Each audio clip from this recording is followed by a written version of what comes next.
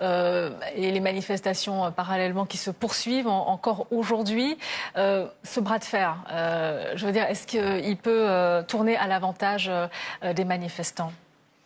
En tout cas, il ne tournera pas à l'avantage du gouvernement. Je pense que la seule solution du gouvernement, maintenant, c'est le retrait pur et simple de ce projet de réforme. Parce que même le Conseil d'État a sanctionné l'étude d'impact qui a été proposée par le gouvernement sur beaucoup de points qui étaient semblables à ce que nous dénoncions, nous, auparavant, notamment sur l'insuffisance de la projection financière, ça c'est très clair, les conditions d'examen express, vous venez de le décrire, 29 ordonnances, donc on perd complètement la visibilité de l'ensemble, l'instabilité du système qui serait ainsi créé, la rupture d'égalité, puisqu'en fait, on parle d'universalité, il n'y a pas d'universalité, puisqu'ils viennent de créer au moins 5 régimes différents. Et puis, voilà, la contraction budgétaire. Il faut savoir que la proposition, c'est 14% du PIB affecté aux retraites.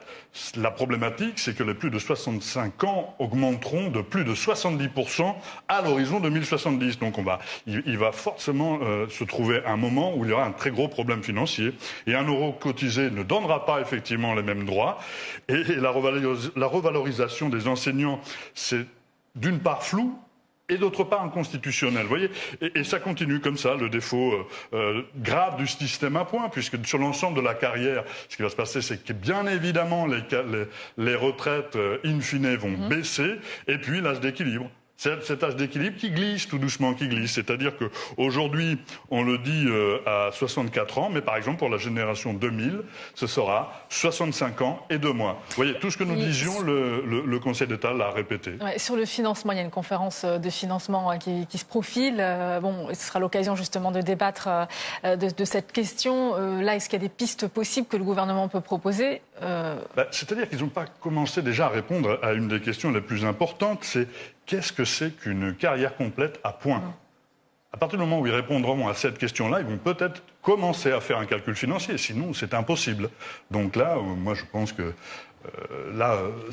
on est dans quelque chose de complètement kafkaïen. C'est-à-dire qu'on essaye d'aller plus vite, moins vite. On dit que l'on va se concerter. Mais on a déjà déposé la loi au Conseil d'État. Puis finalement, le Conseil d'État dit non, mais c'est vraiment très mal fait, c'est de l'amateurisme, il faut revenir.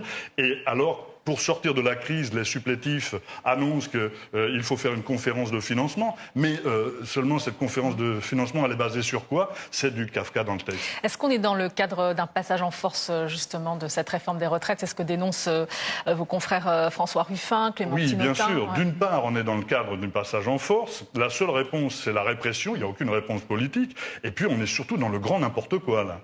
Et puis, alors, à partir du moment où nous le disions, on pouvait exprimer quelques doutes en disant que ce sont des idéologues, de toute manière, ils se rendent compte. Maintenant, quand c'est le Conseil d'État qui confirme nos craintes, on peut véritablement se poser des questions.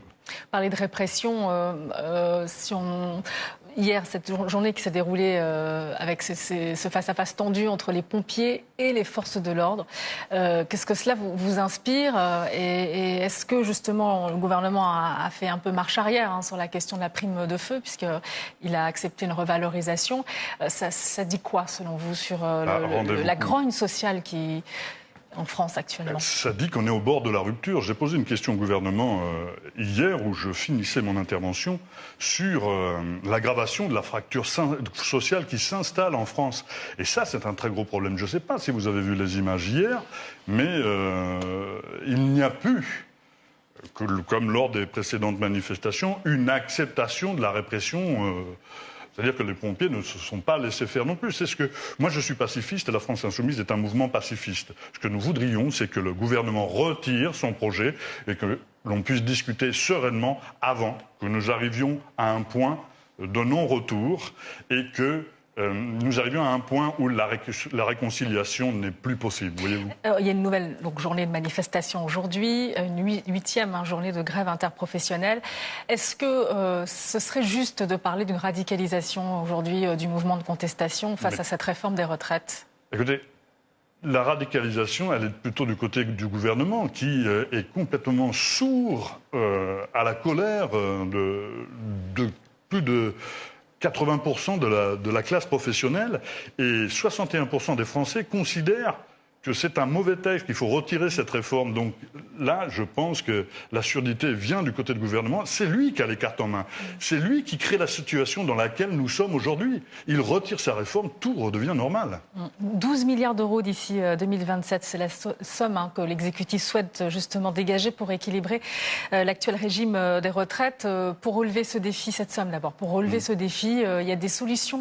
Ah oui, il y a des solutions. Et puis déjà, il y en avait une qui avait été proposée par d'anciens gouvernements, notamment celui de Lionel Jospin. C'était la CRDS. Et donc, nous avons 30 milliards de réserves pour un fonds de retraite. Donc, on peut déjà se servir de ceci. Parce que ces gouvernements savaient qu'il allait avoir une problématique démographique, là, dans nos années 2010-2020. Et ils ont donc prévu 30 milliards de réserves et 116 milliards de réserves de retraite complémentaires. On pourrait déjà se servir de ça. Mais on pourrait aussi augmenter les salaires. Un point d'augmentation de salaire, c'est 2,5 milliards de cotisations qui rentrent dans les caisses. Et puis, madame, une égalité salariale femmes-hommes effective, c'est 6 milliards d'euros qui rentrent dans les caisses de la retraite. Donc, vous voyez, la problématique, en fait, n'existe pas. Par contre, on peut la créer comme le fait le gouvernement. Merci beaucoup, Michel Larry. Je rappelle que vous êtes député de la France insoumise de l'Ariège. Merci à vous. Merci.